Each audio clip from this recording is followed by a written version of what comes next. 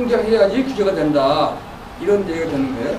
그러면 지금 우리나라에서 촛불혁명 이후에 직접 문제가 나오는 거는 단순하게 정치인들이 잘못한다가 아니라 정치인들이 구조적으로 잘못하게 돼 있다는 거예요. 그게 대의제고 그 대의제 하나의 통제 방법인 상권 분립이 작동되지 않기 때문에 직접 문제가 아니면 통제할 수가 없다는 거죠.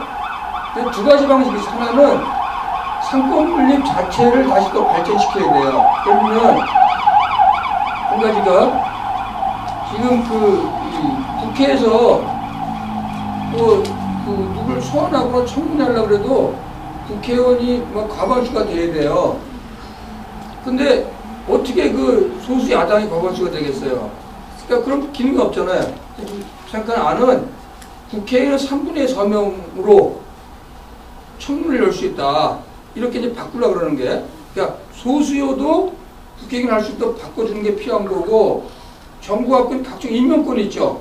그걸 옮겨야 되는 거고, 그렇게 해서 상권 분리의 균형을 맞추는 게 한 가지고, 또 한 가지 그래도 안 되니까 국민이 직접 통제해야 된다. 이 두 가지를 쓰자는 거예요. 자, 여기 보세요. 이 국민들이 분노해가지고 국회의원 특권을 제한하자는 요구를 해서 설문조사를 했어요. 그래서 제한해야 된다가 무려 95%야. 기자가 88%예요. 제한할 필요가 없다가 국민이 일반인 5%야. 근데 기자는 11.9%야. 그럼 거의 국민의 90% 이상이 국회의원 특권 제한해야 된다는 거죠. 근데 그 제한이 안 되고 있잖아요. 왜 안 되고 무슨 방법으로 제한해야 돼요? 맨날 그 국민소환제는 선거 때만 내면 나와요. 근데 발의한 중 뭐라 그러냐면, 우리가 국회는 워낙 특권이 많고 부패하기 때문에 스스로 국회의원의 특권을 내려놓게 하겠다. 그리고 국민투표, 국민소환제를 발의해요. 그래서 4년 동안 그냥 잠자고 있다가 자동 폐기가 되는 거를 17, 18, 19, 20대 국회까지 하고 있어요. 13년 동안. 그러니까 절대로 하지 않기 때문에 직접 해야 된다. 여기 보시죠. 국민소환제, 아예 국회에서는 이제 얘기 안 해요. 국회 개헌에도 물 건너갔어요. 자, 이것도 재미있는 통계인데 보시면, 이 자살률이 있죠. 김영삼 때 쭉 올라가다가 잠깐 내려갔다가 계속 올라가죠. 김영삼, 김대중, 노무현, 이명박 때 약간 차이가 있지만 어떻게 돼요? 계속 올라가요. 이게 무슨 얘기예요? 누가 정권을 잡아도 국민 생활은 나아지지 않는다는 거예요. 이 나아지지 않는 이유가 뭐냐? 여러 가지 있지만 그중에 한 가지가 대의제가 작동되지 않고 대의제를 견제하는 상권 분립이 작동되지 않기 때문에 이런 일이 벌어진다라고 보니까 앞으로 우리가 대통령 권력을 바꿨다 그래서 문제가 풀어지는 게 아니라 시형적으로는 이 대의제를 손보고 상권 분립 손보고 대의 선거할 수 있는 직접률을 강화하지 않는 한 이 문제는 풀어지지 않는다는 것을 통계로 보여주는 거예요. 이 통계로 보여주면 재미가 없죠. 네? 하도 이게 사실 같아서. 근데 이게 사실이에요. 자, 그래서 이제 결론은 국가 발전을 위해서는 주권자가 직접 견제 장치를 만드는 게 절실하다. 그러니까 읽어볼게요. 대의제는 선출직 공직자에게 다음 조건까지 막대한 권력을 부여한다. 그래서 근대 대의제에서 공직을 지키기 위해서 상권 분립으로 행정부 권력을 견제하고자 했다.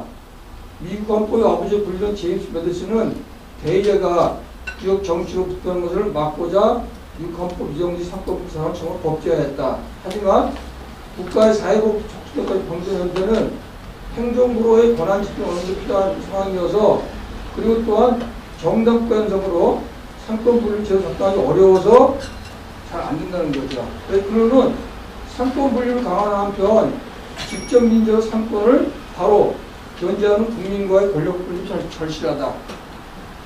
그게 결론이에요. 자, 그럼 새로운 권력 분립은 세 가지예요. 국민과의 권력 분립은 국민 소환, 국민 투표, 국민 발의, 그 세 가지예요. 이건 다 아시죠? 네. 넘어갈게요. 탄핵 소추하는 견인하는 국민 소환제.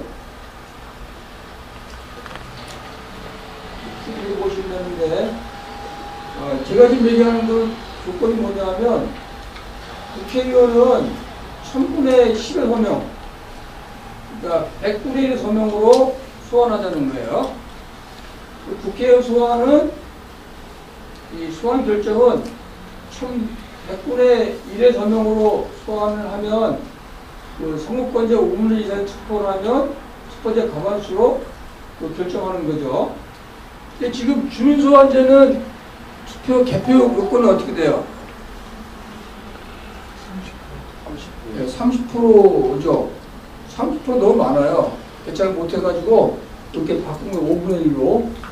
그 다음에 대통령 법관은 별도 규정을 정하는 게 필요해요. 참고로 2014년 5월 달에 정동영 박근혜가 국민소환을 주장한 적이 있어요.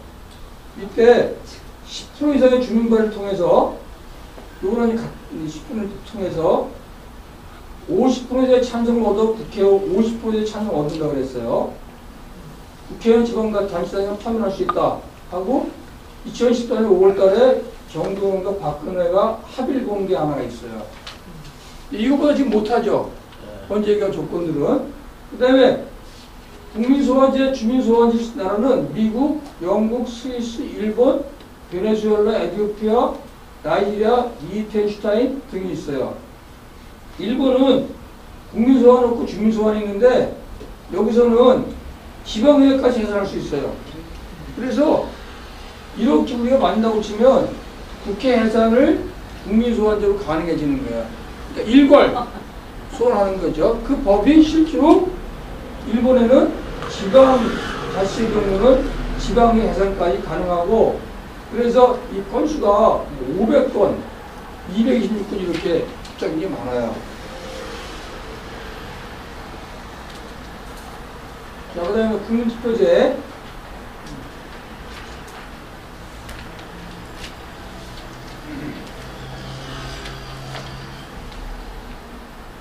국민투표는 외교국방 통일, 기타 국가에 관한 중요한 정책뿐만 아니라 저는 이렇게 재정까지 포함시키려고 생각해요. 왜냐하면 외국에서 무기 도입하는 거 있죠. 그게 금액이 엄청나게 커요. 그거는 국민의 그 경제 생활에 아주 중대한 영향을 미치거든요. 그래서 우리가 아무리 수출을 많이 해봤자 미국에서 비행기 한 대 들어오면 비슷해지는 거예요. 때문에 굉장히 돈이 많이 들어가는 거는 정해서 그것도 국민투표에 붙일 수 있도록 해야 되는 거죠. 그리고 조건은 국회의원 상권의 1000분의 10 또는 40만의 서명으로 국민투표를 요구할 수 있도록 바꾸는 게 필요하다는 거예요. 이거 왜 그러냐면 국민투표는 헌법에 준하는 거예요? 법에 준하는 거예요? 질문 이상한가? 그러니까 헌법하고 법률하고 비교할 때 헌법 중요하죠, 더. 법률 낮잖아요. 국민투표는 법적 필요를 갖고 있어요. 그래서 법률 개정과 비슷한 효과가 있기 때문에 제가 우리 제안을 안에서는 국민투표로 헌법 개정하는 거는 그 80만, 그러니까 법률은 반 40만씩이기 때문에 이건 법률과 준해서 40만 또는 1000분의 10으로 한다. 그렇게 얘기하고 있는 거예요. 자, 여러분들 요새 국민투표를 좀 해보고 싶은 게 어떤 게 있죠? 요새 벌어진 사건 중에서 국민투표에 붙이고 싶은 게 어떤 게 있어요? 핵발전소, 탈핵, 사드, 그럼 붙이고 싶죠? 그런 거를 어떻게 할 수 있냐? 법을 개정하면 40만 이상의 서명을 받으면 대통령은 반드시 그에 관해서 국민투표에 붙여야 되는 거죠. 그럼 사드 40명만 서명 받으면 가능해지는 거예요. 탈핵 마찬가지인 거예요. 제가 옛날에 그 세월호 시뮬레이션 한 게 있는데 이따 보여드릴게요. 그 다음에 아까 이건 법안 있죠. 법안도 국회가 통과시킨 법안에 관해서 국민들은 국민투표를 요구할 수 있어요. 마찬가지로 100일 안에 1000분의 1 도움을 받으면 대통령 투표를 해야 돼요. 또 요새 국회에다 법률을 좋은 걸 만들려고 해놓으면 이게 통과가 안 돼요. 그냥 많아가지고 뭘 주려고 그러냐면 1년 이상 장기 기록된 법률에 대해서는 국회의원이 3분의 1 요구하면 국민투표에 붙이게 돼 있는 거예요. 그러니까 여기 이제 요 조항 보세요.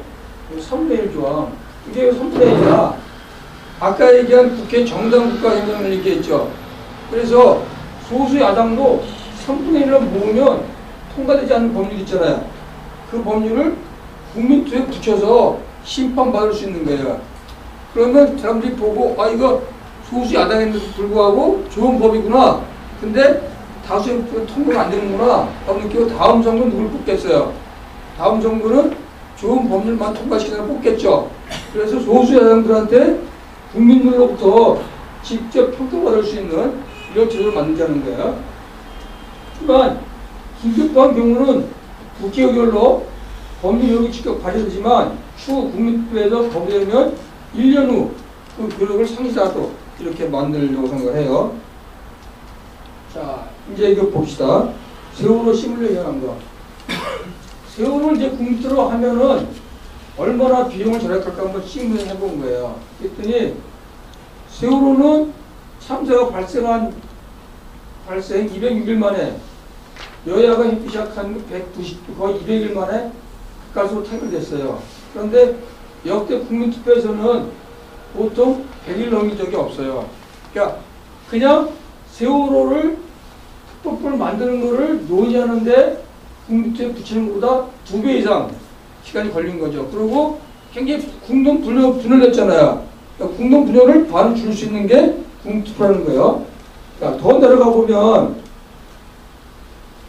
여야 안을 국민투표에 붙인다고 치면 찬반에 60에서 90일, 국민 반환투표에 붙였을 경우에는 100만 적응받는 30일, 그 다음에 공고하고 그런 데 한 18일, 딱 50일 정도면 이 세월호 참사 특별시정을 깨끗하게 끝낼 수 있었어요. 자, 보세요. 참고로 세월호 특별 서명은 2달 만에 350만 명을 모았어요. 그럼 이거는 이게 복잡하게 논쟁할 필요가 없이 그냥 국민투표에 붙이면 짧은 50일, 길어야 100일 안에 다 끝났고 아주 깔끔하게 정리되는 거죠. 그럼 그다음부터는 이것 때문에 쓴 돈이 얼마나 많아요. 논쟁하고 소모하고 엄청나게 많은데 국민투표가 훨씬 더 경제적이라는 게, 그러니까 세금을 줄일 수 있는 방법으로 국민투표를 도입해야 된다. 이렇게 해서 한번 제가 시뮬레이션을 해본 거예요. 근데 이게 사회운동하는 사람 이런 거 어떻게 하냐 궁금하죠. 제가 대학 때 생물학과 나왔어요. 통계하는 걸 좀 있어요. 통계. 자, 아까 얘기한 거예요. 국회가 행정권을 개혁할 법령을 국민투표에 투표한다. 이 국회 아까 얘기한 거죠. 봅시다, 이거는.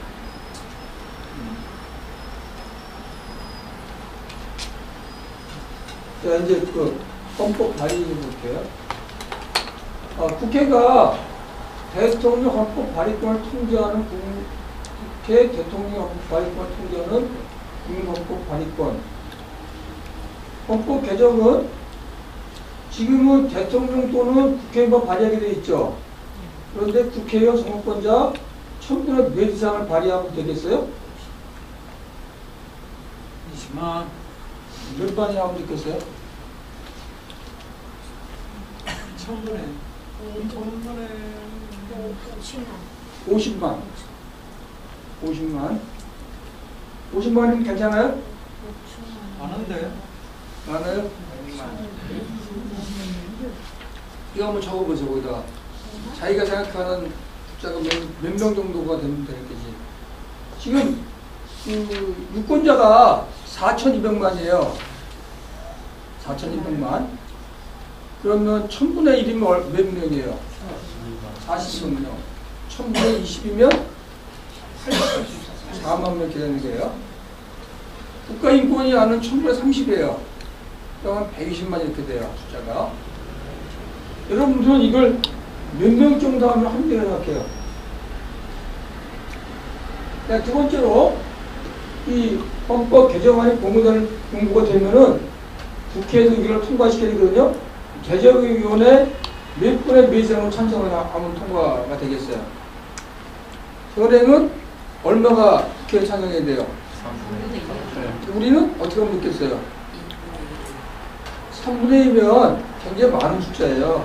지금 탄핵 3분의 2였죠. 전 요거는 헌법 개정은 쉽게 과반수로 하면 좋을 것 같아요. 과반수. 일반 법률도 과반수로 하거든요.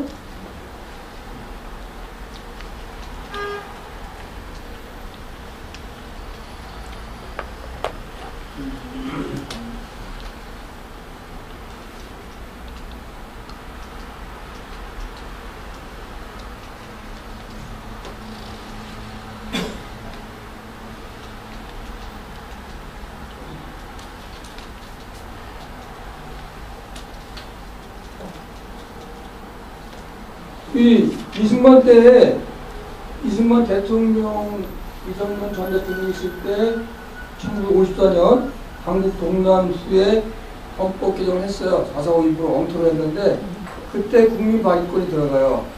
그때 조건이 50만이었어요. 숫자가. 그걸 따져보면 그 당시 인구의 한 1.5% 정도가 돼요. 숫자가. 그걸 참고한다고 치면 우리는 지금은 그 당시 인구 따져서 쭉 비교해가지고 여기 한 80만 정도가 되면 좀 적당하다 그렇게 생각을 해요. 근데 현재 보통 나오는 안은 50만 안이 있고 100만 안, 뭐 그 정도가 나오고 있고 국가인권위는 1030에서 한 120만 이렇게 얘기하고 있고 법률 발의하는 보통 그게 반 정도를 얘기를 해요. 그다음에 국민투표도 보통 한 100만 잡는데 저는 그 헌법보다는 국민투표는